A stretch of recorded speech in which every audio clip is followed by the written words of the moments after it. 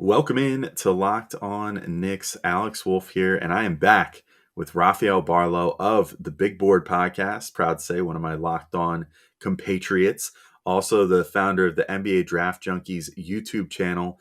And we had so much discussion in the first part of this episode today that it had to turn into two parts, because in this episode, we're going to be talking about Jaden Ivey, about his meteoric rise this year, and just how confident Rafael is in him as a potential top pick. We're going to talk about Keegan Murray and Tari Eason, two really intriguing options for if the Knicks decide to move on from Julius Randle and need some more depth at the power forward. And we'll also talk about a prospect that I won't spoil. It's someone you've probably never heard of that Rafael floats as a potential, replacement for Mitch should the Knicks decide to move on from him. So that's all coming up next on Locked On Knicks.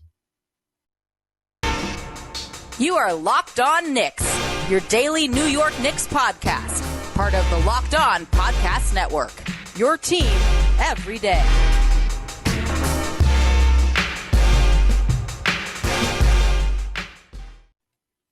All right, welcome in to Locked On Knicks. I want to just thank you guys for making Locked On Knicks your first listen every day, whether it's on YouTube or whether you're listening to us on your favorite podcast platform. We really appreciate you guys making us a part of your daily routine. I'm Alex Wolf. I'm editor-in-chief of Knicks site The Strickland, which you can find at thestrick.land. And I'm rejoined. I say rejoined because it's the second part of this episode by Rafael Barlowe, who, again, host of the Big Board Podcast, also the Big Board newsletter, writes that, and also still runs his NBA Draft Junkies YouTube channel. Some of the best draft content out there comes from Rafael Barlowe. And we are continuing our discussion. If you didn't check it out already, check out part one, where we talked about the NCAA tournament at large, how it affects guys' stock going into the draft. We talked about the players from Duke and how their performances could potentially affect their draft stock in the Final Four here. Also, he does this once in each episode, but Rafael dropped a really interesting prospect in the first episode that I had never heard of, that I now suddenly want to be a Knick after doing a little bit of research afterwards. So definitely check that out as well. But without further ado, I'll throw us right into part two here with Rafael, getting into the final guys of this episode.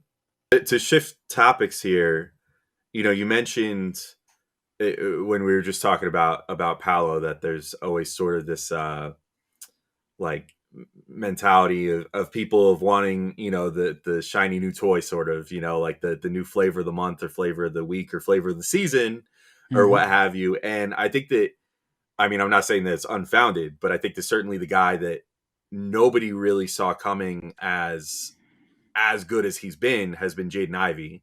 As far as inserting himself into that potential, top four combo. I think I saw that you had just written an article or done a video recently where you explored the possibility of this is why he could even potentially be the number one pick if someone sees this in him.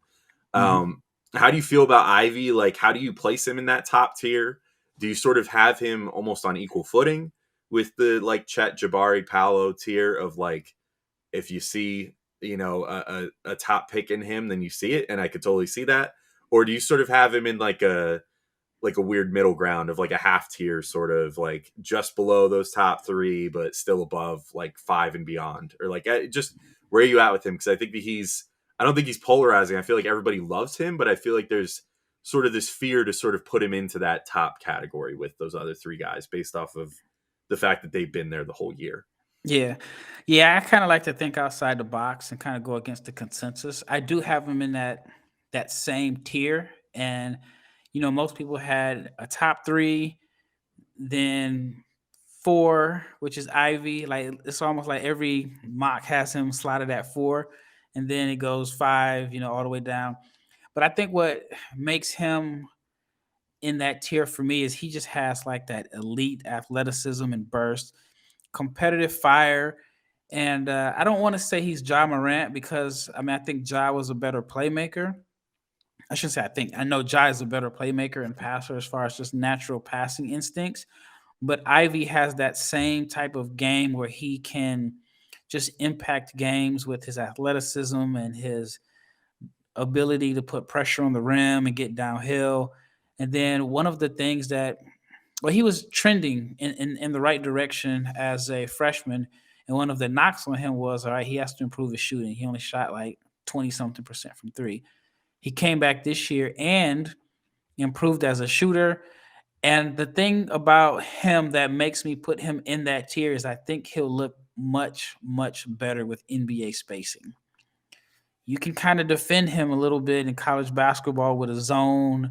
And then he played with two traditional bigs that were on the floor literally all the time that didn't space the floor.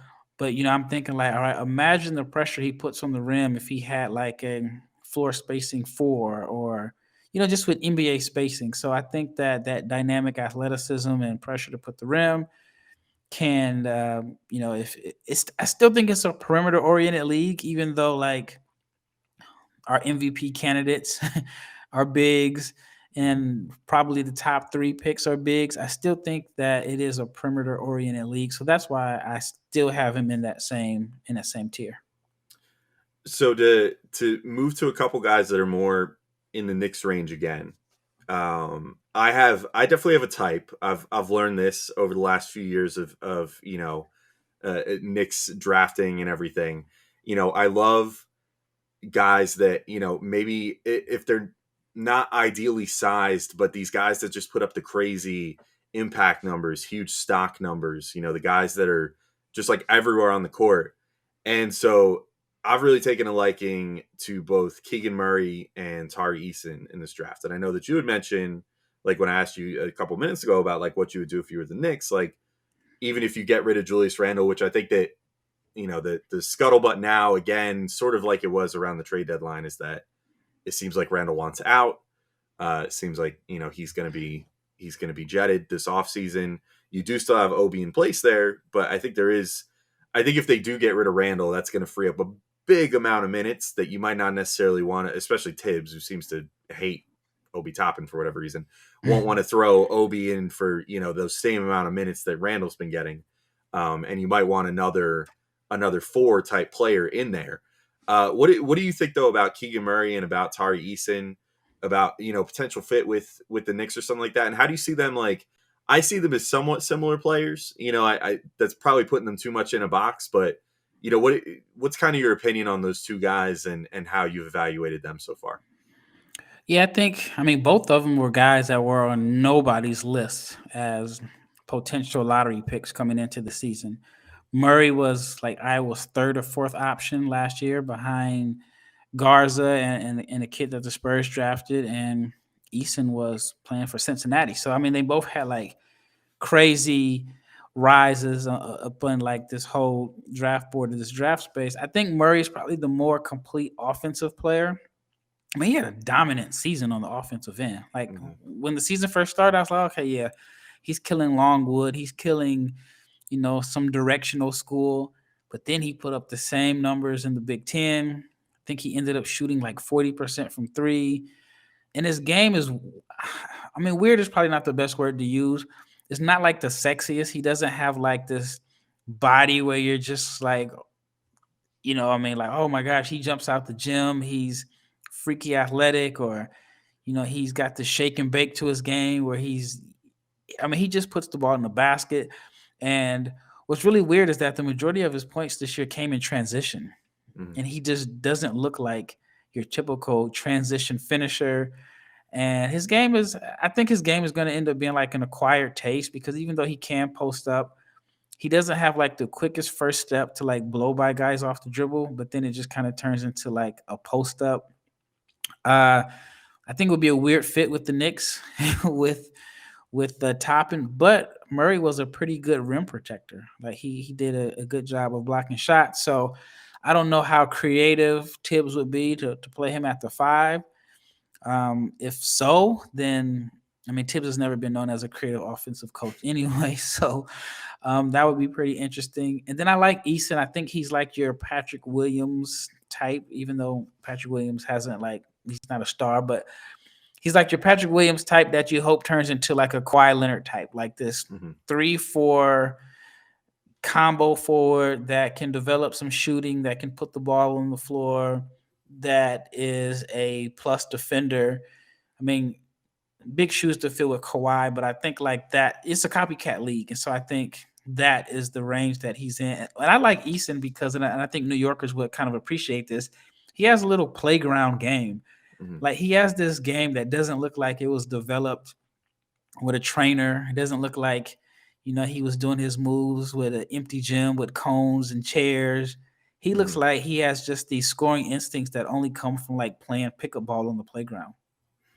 Yeah, I would love that sort of player. I mean, I definitely, in the limited amount that I've watched of him, I'm intrigued. I Very like, intriguing. Yeah. yeah, like he's sort of bizarre. Like he's sort of similar to what you said with Murray. He doesn't have that like crazy bounce either, from what I've seen.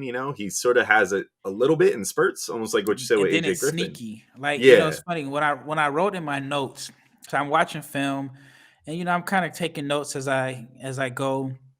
And I'm just like, average athlete by NBA standards. And then boom, he like blows by a guy and like dunks on him. So it's kind of like this sneaky. I'm not comparing him to Paul Pierce, but Paul Pierce was a sneaky athlete. Mhm. Like he didn't look like he was athletic, but if you like, I mean, of course he played like 100 years, so he's gonna have enough dunks then. But like, I saw somebody post a video of like Paul Pierce's dunks, and he has a nice collection of like poster dunks, and Mhm. so it's like this. I guess I consider like Eason is an athletic guy, but he doesn't rely on his athleticism. He can make athletic plays, but his whole game isn't just based off of being like a really good athlete. While I feel like in the case of like Obi's game is based off of being a vertical athlete, even though I don't think he's a very good lateral athlete. The Mhm. weirdest combination I've ever seen in my life Yeah. of just being able to jump up and touch the moon, but sliding side to side, it's like his hips seem like they're too tight. They need to be oiled up a little bit. All right, I'll be right back in to finish up with Rafael Barlow. You won't want to miss this. He gives another prospect that you've probably never heard of that you're going to look up and say, man, I really think the Knicks need to go after this guy, particularly if they decide to move on from Mitchell Robinson this offseason. But I just got to remind you guys, today's episode is brought to you by Bet Online. After months of playing, college basketball has determined the top teams for the Final Four and will determine this year's national championship this coming weekend. BetOnline.net is your number one source for all your betting needs and sports info, from all the latest odds, contests, and player props, you name it. BetOnline remains the best spot for all your latest sports developments, including podcasts and reviews for all the leagues this season.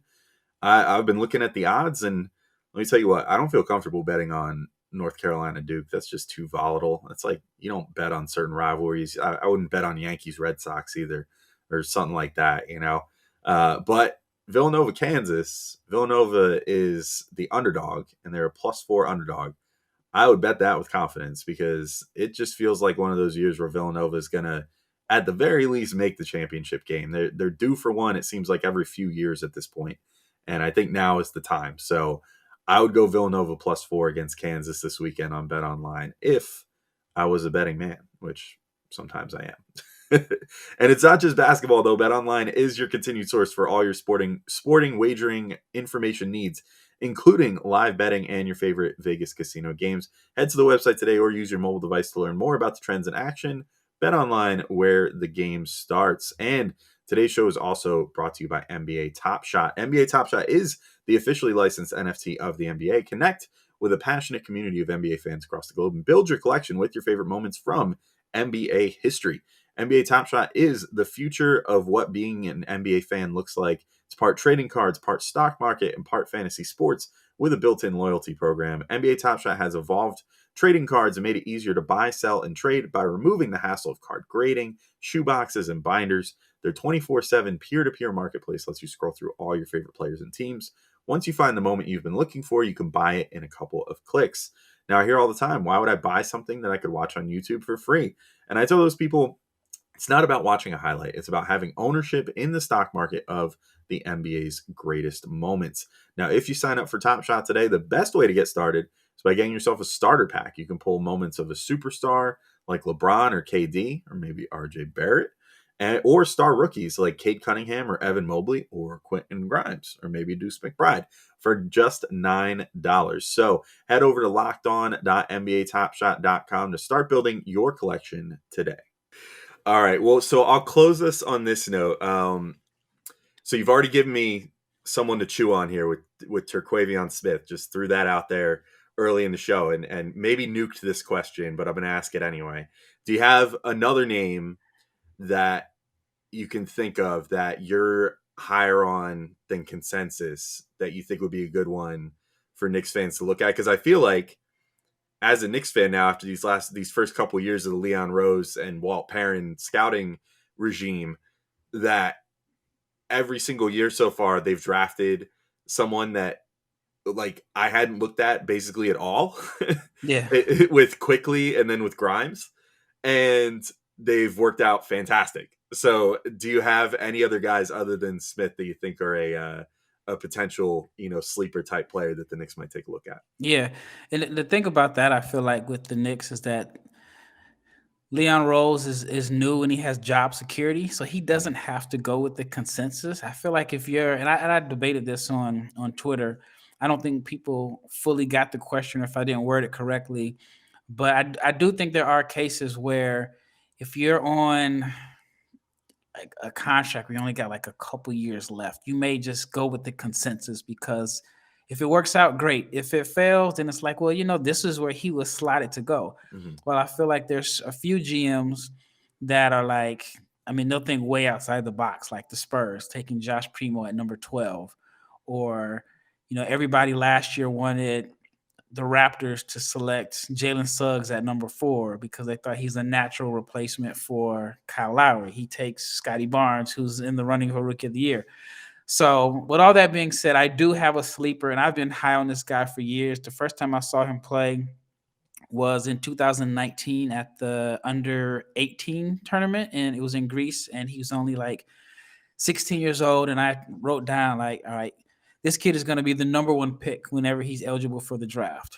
He hasn't developed like I thought he would, but his name is Abu Baji. He is playing in Spain. He's from Senegal. 7'1", like 40-inch vertical, 7'8" wingspan. So think of like, and he's like 7'1", probably like 240. And he is a crazy athlete, crazy rim protector. You can throw the ball to the moon and he'll go get it. But he's raw. Like, this is just all God-given, natural, raw talent.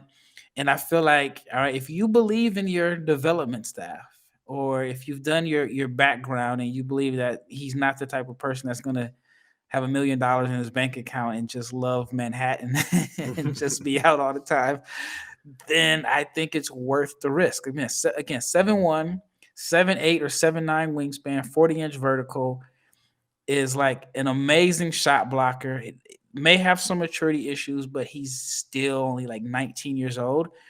And at this point, I just think like swing for the fences if it works out. I think the Knicks even swung for the fences with Mitchell Robinson, and you can say that he's definitely outplayed his draft position. Well, I think Baji could be an even better version of Mitchell Robinson in a sense, but he could be the same. The knock on him is he's just still raw. Mm-hmm. But that is my guy. So I feel like, all right, if you kind of, if it worked out with Mitch in a sense, but you don't know if you want to pay him or you think somebody's going to throw him a huge bag, then go for Baji. Cool. Well, that's definitely another name to chew on. So thanks so much, Rafael, for coming on, man. I really appreciate you taking the time and staying up till late at night to talk about draft prospects with me. I'm sure you go through this enough. You talk about these guys all the time. I appreciate you taking the time coming over here to talk with me. Do you want to let everybody know real quick where to find you on Twitter and where to find your work and all that good stuff before we sign off? Yeah, first, thanks for having me on. Like, I really appreciate it. Again, I like talking Knicks draft. Even I wasn't expecting to talk about the Knicks draft in late March or early April. I just figured you guys were a playoff team. Neither were we. We weren't expecting it either, but here we are. Yeah, so sorry about that. But yeah, again, thanks for having me on. Obviously it's like 2:51 a.m. now. So, this is something that I wanted to do. but you can reach me at Barlow, BARLOWE 500 on Twitter. And then I'm on NBABigBoard.com. And then NBA Draft Junkies is my website. It's like my baby still, even though I'm switching over to NBA Big Board. And New Yorkers will appreciate this. The way I'm going to handle it is like, I'm like Benny the Butcher, right? And NBA Draft Junkies is my mixtape, while NBA Big Board is my album. So on my album, I got to make hits. I got to talk about Chet and Jabari, while NBA Draft Junkies is going to, like, I'll talk about the guys that you may have never heard of, or Abu Baji, or some random 16-year-old that I just watched in Greece that I think is going to be a top 10 pick whenever he's eligible. So I'll have content on both. Cool. Thanks so much, Rafael, for popping on, man. I really appreciate it. Really appreciate all the great insights. And thank you all for listening. We'll be back with some more episodes to finish off the week. But till next time, peace out, everybody. Talk to you all soon.